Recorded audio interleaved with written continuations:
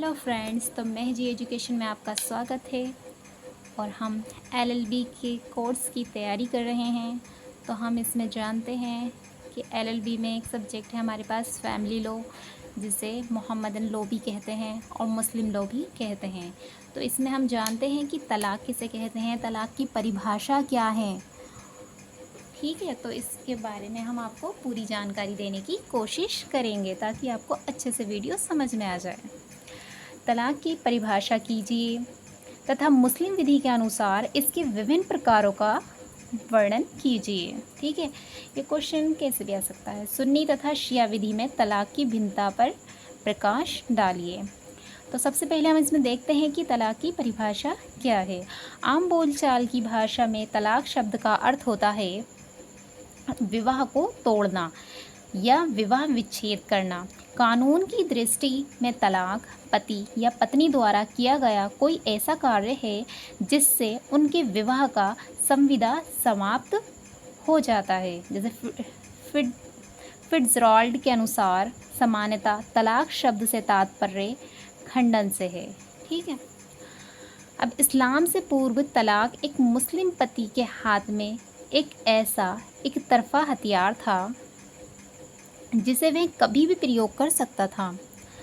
मुस्लिम विधि में एक पति को अपनी पत्नी को तलाक देने के असीमित अधिकार प्राप्त हैं, जबकि पत्नी को ऐसा करने के बहुत ही सीमित अधिकार मिले हैं। यहाँ तक कि पति द्वारा केवल घोषणा मात्र से ही तलाक मानने समझ लिया जाता है। ये निश्चित रूप से एक सामाजिक बुराई है। स्वयं मोहम्मद साहब तलाक के विरुद्ध थे। जी.सी. चेशायर के अनुसार तलाक जो पारिवारिक एकता को तोड़ता है और अपने आप में एक सामाजिक बुराई है, किंतु यह एक आवश्यक बुराई है। ठीक है, अब तलाक के प्रकार देखते हैं, यानी कि काइंड्स ऑफ डाइवोर्स। यानी कि इसमें देखते हैं तलाक जो होती है वो दो प्रकार की होती है। एक तो होती है तलाकुल सुन्नत और दूसरी होती है तलाकुल बिद्दत। तो तलाकुल सुन्नत जो है उसके भी दो प्रकार होते हैं, तलाक अहसन तलाक हसन। उपरोक्त टेबल में से स्पष्ट है कि मुस्लिम विधि में तलाक मुख्य रूप से निम्नलिखित दो भागों में बांटा जा सकता है। पहला देखते हैं तलाकुल सुन्नत, जिसको हज़रत मोहम्मद द्वारा मान्यता प्रदान की गई है तथा इस कारण से ये अधिक आधिकारिक माने गए हैं। दूसरा आता है तलाकुल बिद्दत, जिसको प्रचलित परंपरा के आधार पर ही माना गया है तथा जिसको कम आधिकारिक माना गया है। तीसरा आता है तलाकुल सुन्नत। तलाकुल सुन्नत को पुण्य निम्नलिखित दो भागों में बांटा जाता है, तलाक अहसन तथा तलाक हसन। देखते हैं तलाक अहसन।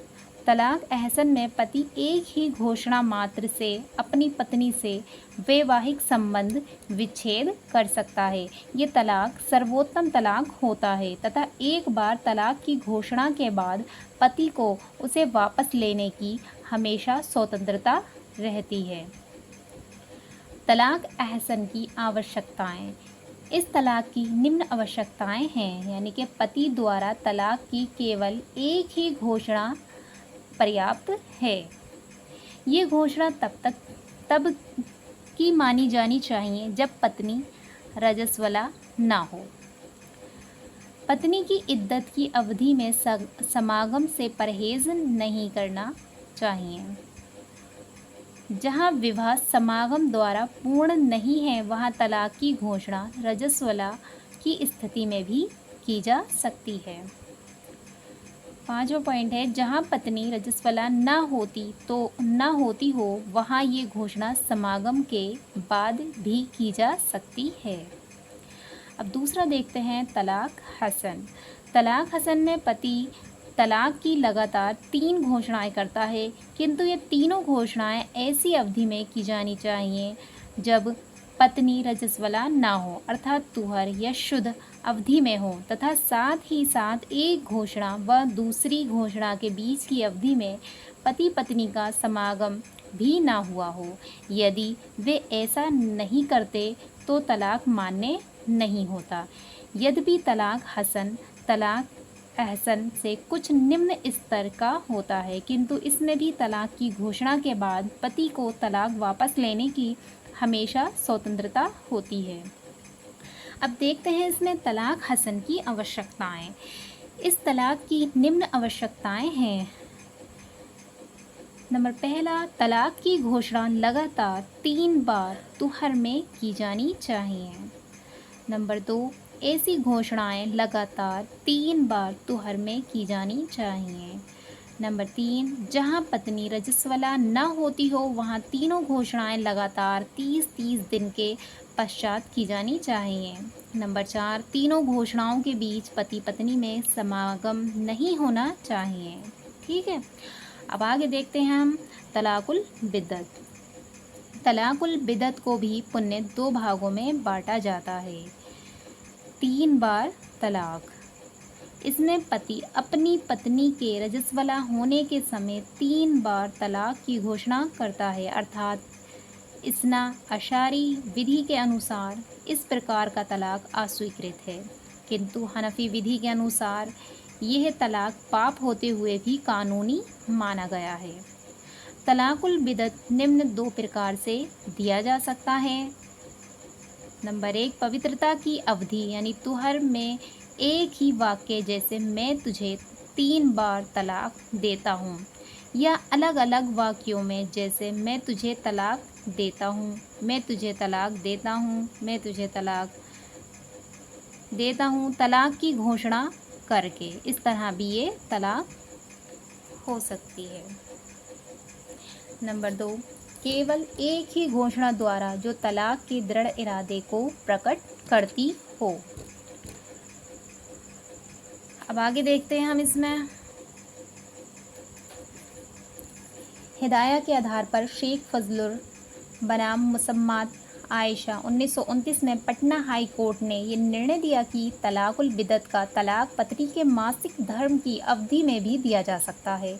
तलाकुल बिद्दत के संदर्भ में महत्वपूर्ण बात यह है कि इसमें औपचारिकताओं से अधिक पति द्वारा पूर्ण विवाह विच्छेद के इरादे को अधिक महत्व दिया जाता है।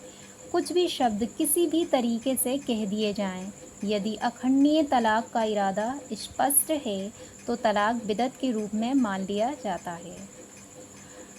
दूसरा आता है अखंडनीय तलाक। सामान्यतः अखंडनीय तलाक लिखित रूप में दिया जाता है। ऐसा तलाक एक बार पूर्ण होने के बाद तोड़ा नहीं जा सकता। तलाक के अन्य प्रकार भी हैं जो हम देख सकते हैं कि इसमें उपरोक्त 2 मुख्य प्रकार के तलाक़ों के अलावा अन्य तलाक निम्न प्रकार के होते हैं, जैसे कि इला होता है, ज़िहार होता है, खुला होता है, मुबारत होता है, तलाक़ तफवीज़ होता है, लियान होता है। इसमें काफ़ी सारे तरीके के तलाक होते हैं, तो आइए हम देखते हैं, उनको भी डीपली पढ़ लेते हैं इसके बारे में भी। सबसे पहले देखते हैं इला। इला विवाह विच्छेद का एक उपाय है जिसका अर्थ है समय की प्रतिज्ञा। जब कोई पति जिसने यौवनागमन की अवस्था प्राप्त कर ली है और जो स्थचित है, ईश्वर की शपथ लेकर ये प्रण करता है कि वह अपनी पत्नी के साथ 4 महीने तक या निर्धारित अवधि तक मैथुनिक समागम नहीं करेगा, तो ये कहा जाता है कि उसने पत्नी को इला द्वारा तलाक दिया है। अतः यदि कोई पति अपनी पत्नी से कहता है कि मैं ईश्वर की शपथ लेकर कहता हूँ कि मैं तुम्हारे पास नहीं जाऊँगा, तो ये मान्य इला प्रकार का तलाक है। जब पति इला तलाक देकर अपनी पत्नी के साथ मैथुनिक समागम 4 महीने तक नहीं करता है तो विवाह रद्द हो जाता है और उसका वही विधिक परिणाम होता है जो एक बार घोषणा करके अखंडनीय विवाह विच्छेद की घोषणा का होता है। यदि जिस अवधि के लिए पति ने इला तलाक दिया है और उसके अंदर ही पत्नी से मैथुन समागम कर लेता है तो इला तलाक रद्द हो जाता है। अब दूसरा देखते हैं ज़िहार। ज़िहार भी विवाह विच्छेद का एक उपाय है। ज़िहार का शाब्दिक अर्थ है विधि विरुद्ध तुलना। विधिक रूप में ज़िहार शब्द का तात्पर्य उस स्थिति से है जब कोई पुरुष अपनी पत्नी की तुलना अपनी माता या बहन से करता है जिससे वह विवाह नहीं कर सकता। इस प्रकार की तुलना करना कुरान के अनुसार निषिद्ध माना गया है। इसलिए यदि कोई पुरुष अपनी पत्नी से कहता है कि तुम मेरे लिए ऐसी हो जैसे कि मेरी माँ ही मुझे वापस मिल गई हो, तो उसकी पत्नी उसके लिए निषिद्ध हो जाती है और उसके साथ संबंध विधि विरुद्ध हो जाते हैं। ऐसी स्थिति जब तक बनी रहती है जब तक वह तपस्या से प्रायश्चित नहीं कर लेता। इस प्रकार का प्रायश्चित न करने पर पत्नी विवाह विच्छेद के दावे से भिन्न होता है। ये तो केवल पति को पत्नी के साथ समागम के अधिकार से वंचित करता है, पति पर प्रायश्चित करने का दायित्व डाल देता है। पत्नी को यह अधिकार देता है कि यदि पति अनुचित कार्य से बाज न आए तो उस पर न्यायिक विवाह विच्छेद का दावा कर सकती है। तीसरा पॉइंट है इसमें खुला। जो तीसरी तरह की जो यहाँ तलाक है तो ये है श्री केपी सक्सेना के अनुसार ये है वह तलाक है जिसको संयोगवश पत्नी द्वारा पति को मूल्य देकर खरीदा जाता है। हिदाया के अनुसार खुला उस प्रबंध की ओर संकेत करता है जिसके अनुसार पत्नी अपनी संपत्ति में से पति को विवाह संबंध तोड़ने के बदले में क्षतिपूर्ति का भुगतान करे। स्मरणीय है कि इस्लाम के पूर्व मुस्लिम विधि में पत्नी की इच्छा पर विवाह संबंध को समाप्त नहीं किया जा सकता था, किंतु कुरानी विधायन ने खुला का प्रावधान शामिल किया है जिसके अनुसार अब पत्नी को भी अपने पति से विवाह विच्छेद करने का अधिकार है, जिसके बदले वह पति को कुछ धनराशि देती है। पति द्वारा धनराशि प्राप्त करने के बाद पत्नी को वैवाहिक बंधन से मुक्त कर देना चाहिए। पति पत्नी द्वारा ऐसा करने पर तलाक पूर्ण हुआ माना जाएगा तथा इसे बाद में रद्द नहीं किया जा सकेगा। खुला द्वारा तलाक देने के दो आवश्यक तत्व हैं।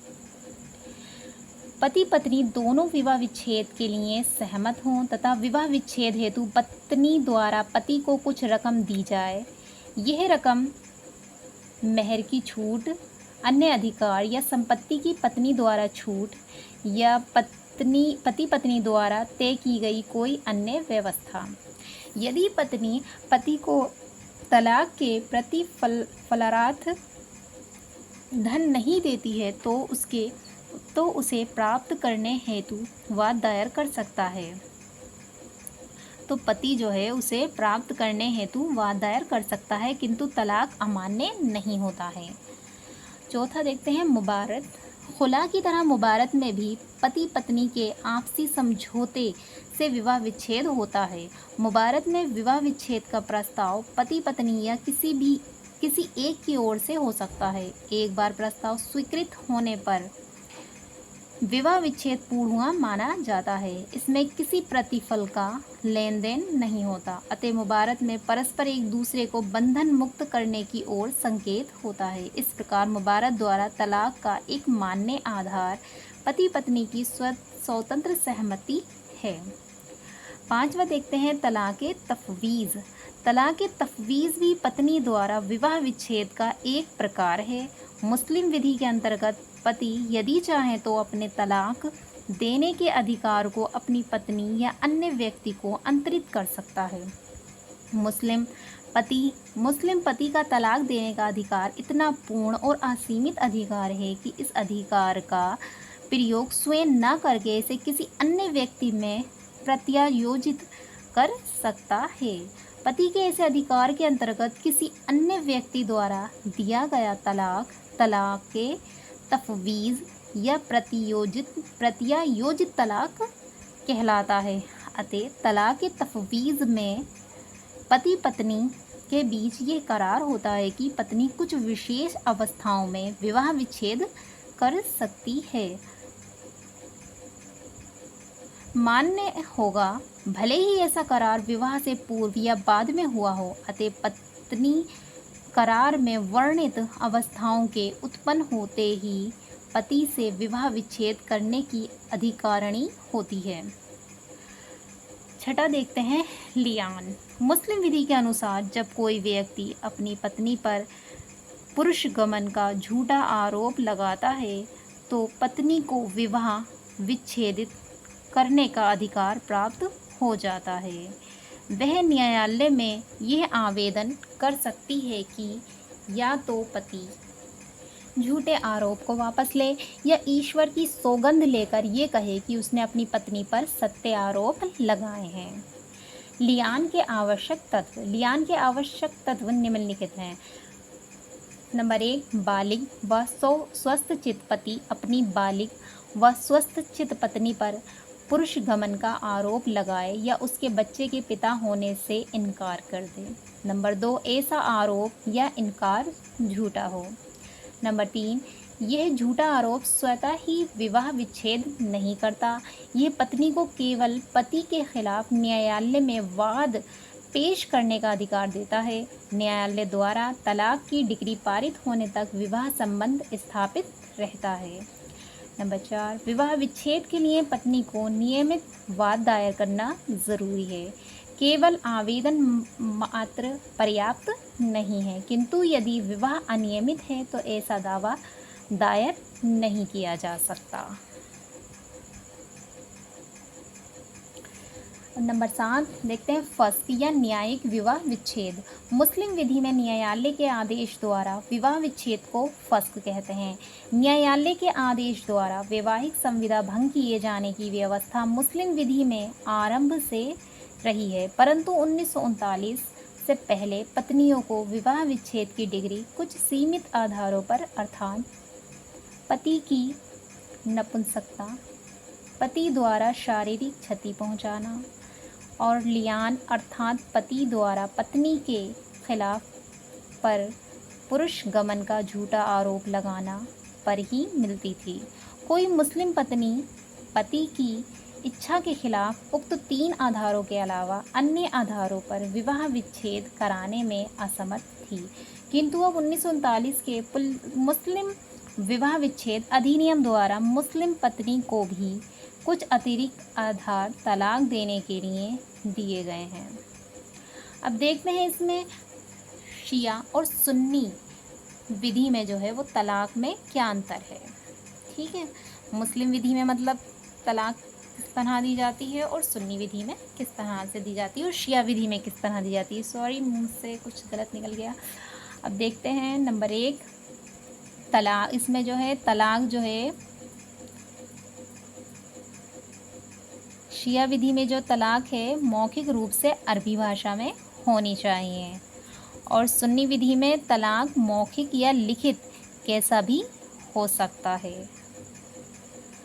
और शिया विधि में तलाक की घोषणा के समय गवाहों की आवश्यकता होती है और इसमें गवाहों की आवश्यकता नहीं होती।